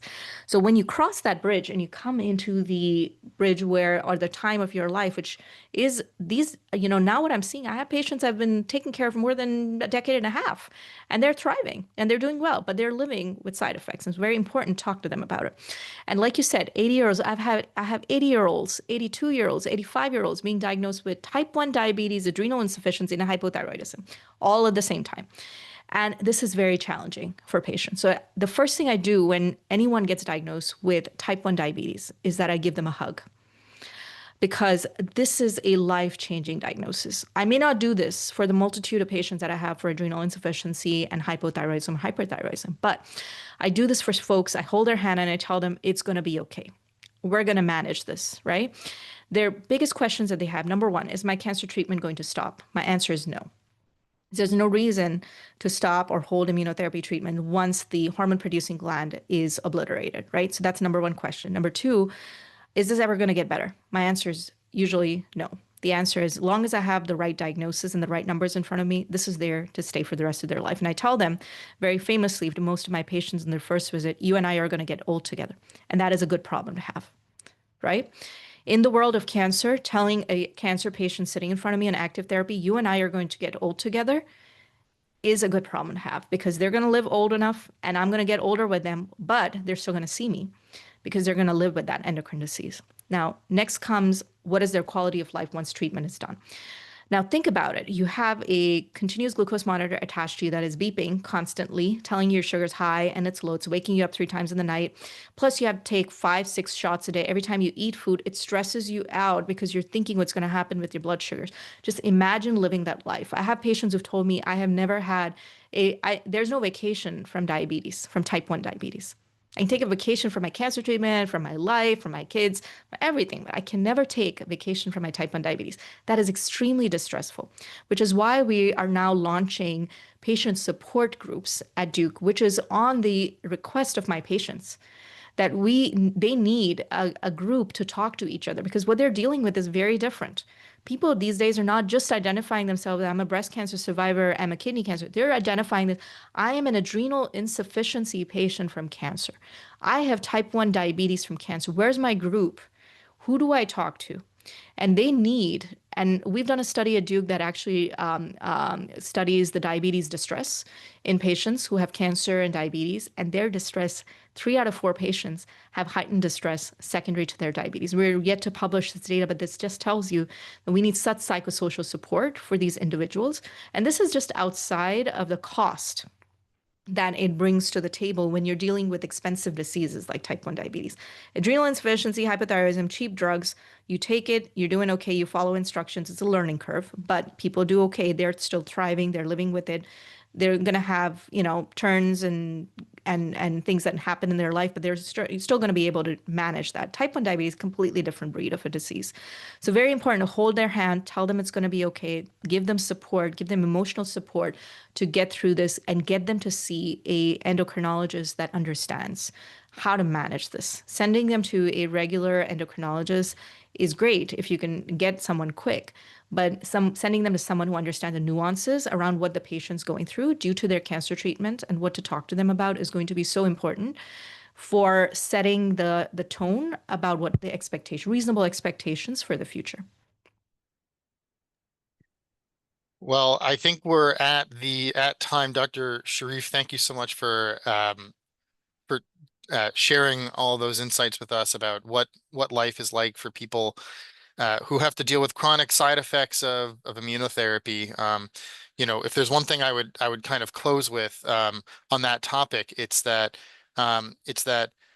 many patients do feel some sort of symptom that is they just don't always feel the same again after they finish treatment.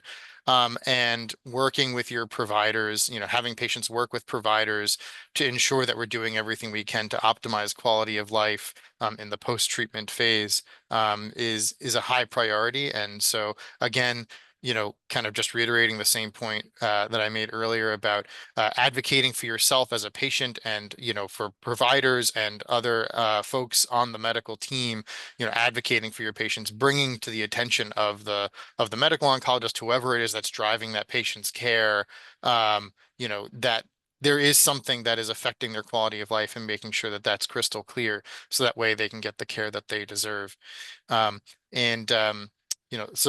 So much thanks to all the panelists. You guys were all just your answers were all incredible, and thank you for sharing all of your insights.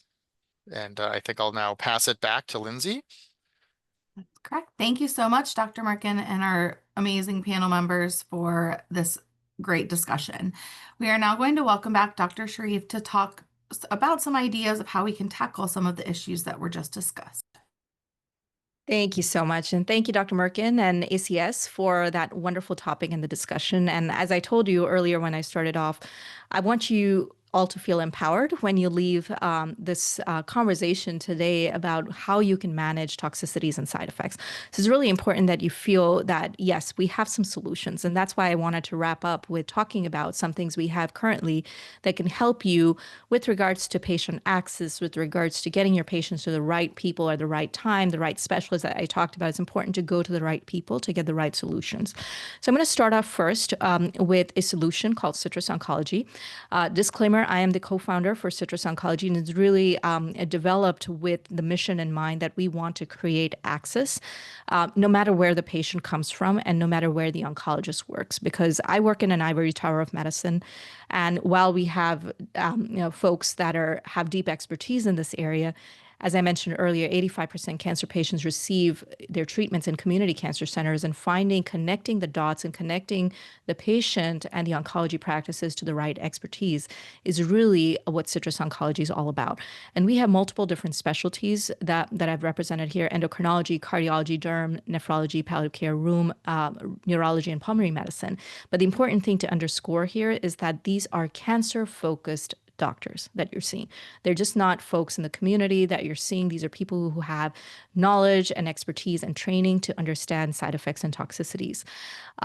What we do is, and this is more for the administrators, navigators, et cetera, to understand the capabilities of what our platform is. We are an AI-driven or tech-enabled platform. So we do anything from triaging patients with agentic triaging, where we have AI agents that gather information and triage patient and cut down time and time to triaging and time to clinical insights for your patients. And we connect the patients to specialists that understand how to manage these side effects. And we do MD to MD consultations, which means that you receive a recommendation within 72 hours after you put in that consult. For example, if you put in a consult for someone you're concerned with adrenal insufficiency, our team of oncoendocrinologists on the other side will review the case and give you recommendations within 72 hours on how to proceed with that case. And if we think the patient is sick enough, we get them into our virtual clinic and we can see these patients. So the sickest patients are seen by us faster, and you get recommendations within 72 hours. So it's a very end-to-end closed-loop communication model that allows you to have a safety net around your patients who you're managing with these targeted therapies, emerging therapies, and combination therapies. The reason to work with Citrus is to, as I mentioned, get expert-backed recommendations for complex toxicities within 72 hours, lighten your load, and stay focused on what you do best, which is treating cancer and retaining your patients, because we're not a practice that takes patients away from you. We're a practice that works with you and almost creates a safety net for you to keep your patients in-house. And we have a seamless care coordination platform that allows clear back and forth communication between you and a specialist on our side. So you're not waiting for labs and reports to come back from an outside private practice. Now, the reason we think this works is because rapid access to specialty care really transforms patients' outcomes. And it's a true game changer. Just at Duke, we did a study, recommendations to oncologists on managing toxicities, lower hospitalizations by about 80%. And this is for endocrine toxicities.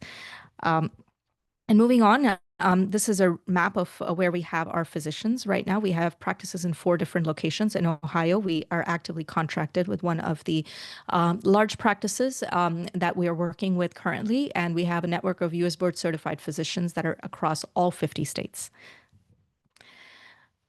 And with that, I'm going to ask you all to pull up your phones. Again, these slides are going to be available for you. But if you pull up your phones, you'll have quick access to QR codes that you can look at websites and download some information. This is how you can get in touch with Citrus Oncology for support, and we can have our team talk to you about partnering with us and seeing what your needs are and tailoring our services to match your practice needs. So I'll leave it here for a moment so folks have enough time to look at the QR code and gather some information. And then I'm going to move on to the next resource, which is Checkpoint Now. This is a podcast that I've produced and hosted since 2020 and joined with my partner, Dr. Pauline Funchain from Stanford.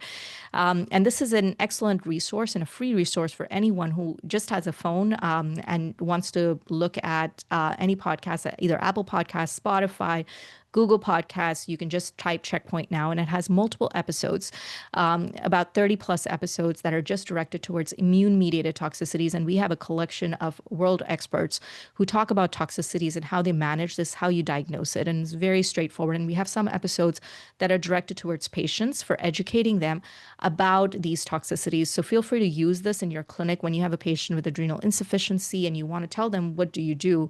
And you're like, I probably didn't attend a class in endocrinology for a very long time. You can use episode 25 and just tell your patients to listen to it before they see an endocrinologist established with them. That allows them to get some of the answers, some of their questions answered. And we have an episode on thyroid disease as well.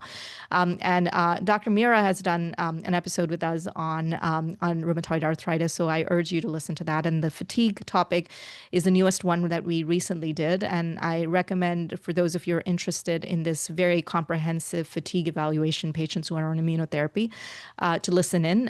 It's a really excellent, it's one of my favorite episodes because it's really true to what I do every single day. And lastly, I'd like to share another resource with you, which is if you're thinking about multi-specialty collaborations, in the sense you're trying to think about collaborating or working with multiple disciplines, APP groups, working with GI, rheumatology, endocrinology. ASPIRE is the Alliance for Support and Prevention of Immune-Related Adverse Events. It's a global community of very like-minded researchers, clinicians, and caregivers and patients who come together who are just talking about immune-mediated side effects and how do we make the world a better place for them. So I recommend you to join for some time. Rehab, the membership is free, and you do not need an ASCO membership to join. So I would encourage you to join. We have webinars, we have trials that are upcoming, educational material, and case conferences that you all can benefit from. So with that, I'd like to end, and I'm going to hand it off to the ACS team to share some more resources with all of you. And I hope you found this helpful and you take home some very important, relevant points to your practice today. Thank you so much, Dr. Sharif, for that information. Here to share some information about the American Cancer Society ECHO program is Rish O'Brien. Rish has over 10 years of experience in public health, focusing on cancer prevention, community engagement, and health equity. She has held significant roles at the Indiana University Center for Global Health and the Indiana Cancer Consortium, leading various initiatives and programs, and holds advanced degrees in public administration and business. Rish, welcome to our presentation today, and I'll turn it over to you. Thank you so much for having me. Welcome, everyone. As mentioned, my name is Rish O'Brien. I'm the director of our Project ECHO Super Hub here at the American Cancer Society. I'm here to share more about Project ECHO, which is a low-lift, high-impact solution, what it is, and how the model and programs can be a resource for you, whether you're someone as part of an organization or working directly with patients as a physician, nurse, social worker, and how ECHO can help with patient care and broad community impact.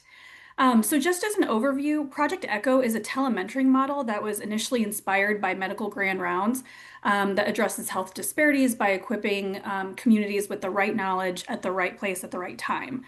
So one of the keys of Project ECHO is it really focuses on moving specialized knowledge, not moving patients. So you're able to provide specialized care to patients from the comfort of your own office or cancer center without that patient needing to travel for specialty care. The primary goal of the ECHO model is to train providers to improve capacity in their communities. So the model brings together a hub team of experts, so that core group in the center there, with participants joining a virtual series on a specific topic, and problem solve really through case-based discussions. The case-based discussions are the heart of the ECHO model, which really is an opportunity for physicians to be able to share anonymized cases with their fellow team of physicians, experts, to get real-time, real-world recommendations and solutions on treating that patient. You then take that knowledge back to your teams and communities, strengthening your own practice while improving outcomes for patients.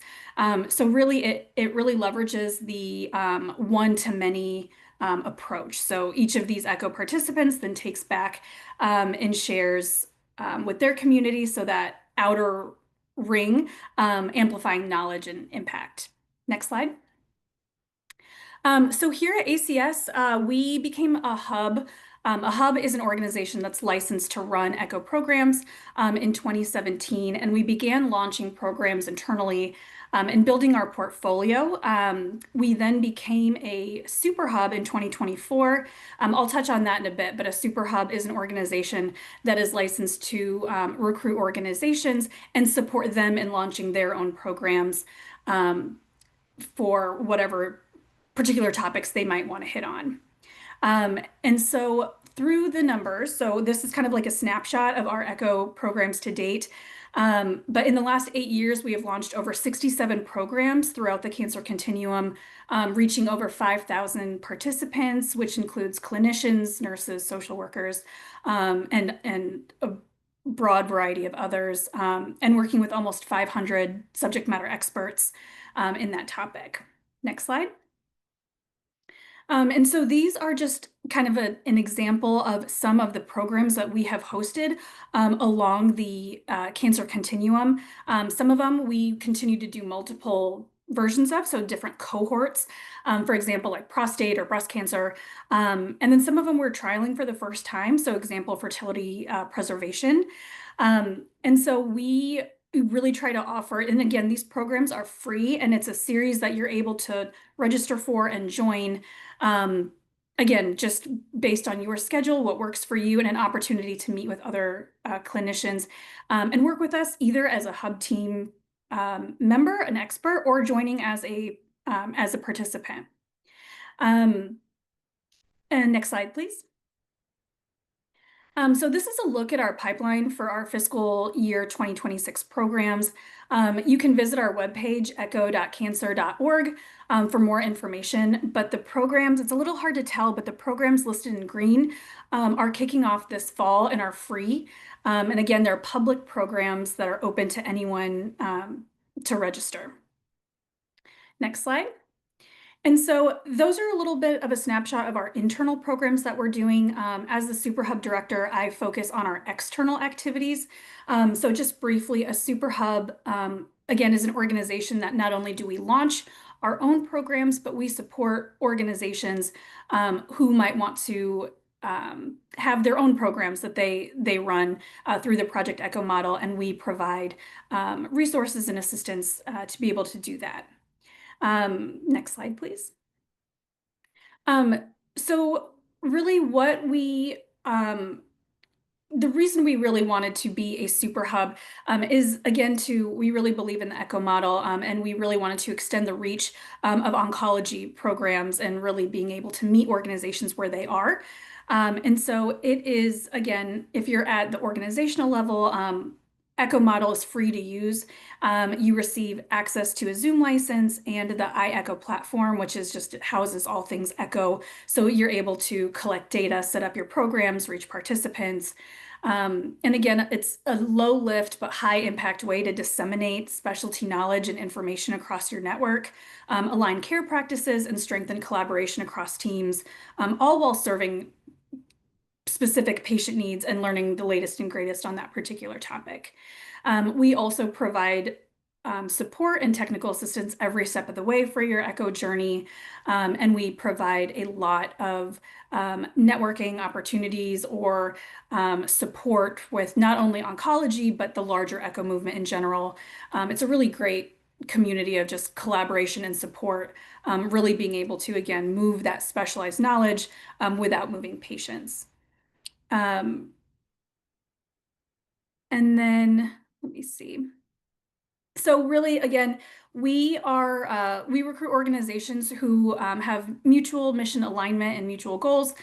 Even if you're not specifically oncology focused, but are looking to do programs in the oncology space along the continuum, we're happy to support you and again, meet you where you are. So I will, say that we do recommend it takes about 25% of one full-time employee's time to really plan and prep an ECHO series. But again, it's very kind of flexible to what your needs are, what you're looking for, and we're happy to help customize by either helping with curriculum development, resource development, and really helping you to make it what you need it to be. So again, as part of, as an ACS Super Hub, some of the things that we offer are tailored guidance throughout your journey, partner launch training, which is a multi-day virtual crash course offered quarterly to get your team ready to plan, launch, and sustain programs. Even if you've never had experience with Echo before, that's okay. We're here to really help you understand what resources are available and what you would like to get out of that. We offer one-on-ones for your program designs, mock sessions, a quarterly newsletter we'll have coming out, which will also let you know what other programs are releasing in the Echo space, oncology specific or in a broader sense. We have a resource repository where we have all of our templates, our work plans, our timelines, everything we have used to launch our almost 70 programs at this point. We make it available for free so people don't have to reinvent the wheel. And then again, opportunities to meet with the larger network, so through collaborative calls or networking opportunities, and again, continuous support along the way. So if you need a little bit more support, I'm happy to support you. If you are very experienced and kind of know what you're doing, I'm happy to be hands-off as well. Next slide. So if you're interested in becoming a hub partner, so if you're interested in launching your own programs, you would just meet with me. We can learn a little bit about your needs. We invite you to observe an Echo session if you've never been in one, just to be a fly on the wall and get a better sense of what it entails. You sign an agreement with the Echo Institute, which is a step that really just makes sure that you're using the Echo model to uphold its fidelity and make sure that you're disseminating evidence-based information and solutions. And then really after that, attending training on using the Echo model. And then after that, you're able to set to launch a program. If you're not ready to launch a program, if you don't have the bandwidth to do so, there is no timeline. Your training doesn't expire, your agreement doesn't expire. It's really just added flexibility. So when you are ready to think about doing programs, it's available for you. And so again, if you're curious about whether Echo might be either a good fit for your organization, or if you're interested in joining Echo programs as a physician, as an individual, as a nurse navigator, we have a lot of free programs that are available for you to join and just get a better sense of what that includes. That QR code is for our Project Echo newsletter, which we are hoping to release shortly. Full disclosure, I am 9 months pregnant, so I am going to be trying to get this out before I go on maternity leave. But we are hoping to get this out. And again, all of our information is available on echo.cancer.org. And then next slide, please. And then my email, rishika.o'brien@cancer.org, is available for you to reach out with any questions you might have or to set up a time to chat further about if this is a good step for you, or to just learn more about what Echo is, because this was a very quick and dirty version. But thank you so much for having me, and yes, would love to hear from any and all of you. Thank you. Thank you so much, Rish. We really appreciate you being here. And as we kind of close out today, we hope you will join us for our remaining 2025 virtual forum session. In November, we will discuss rural health. 2 CMEs will be available for each of the live sessions. We are also busy planning our slate of 2026 sessions. So if you have a topic that you would really like to hear more about, please include that in your post-event survey response. We are also pleased to share this program and all previous programs in a series that is available on YouTube. CMEs are only available for the live event, but please share what you have heard here today with your colleagues or check out some of the sessions that you may have missed. The CME certificate will be sent out in 2 weeks once you've completed the post-event survey. The survey will pop up at the close of today's session, and you will also receive a post-event email with the recording and the survey link in case you missed it this morning. Thank you for joining us today, and thank you for your commitment to fight for a world without cancer. Have a great day.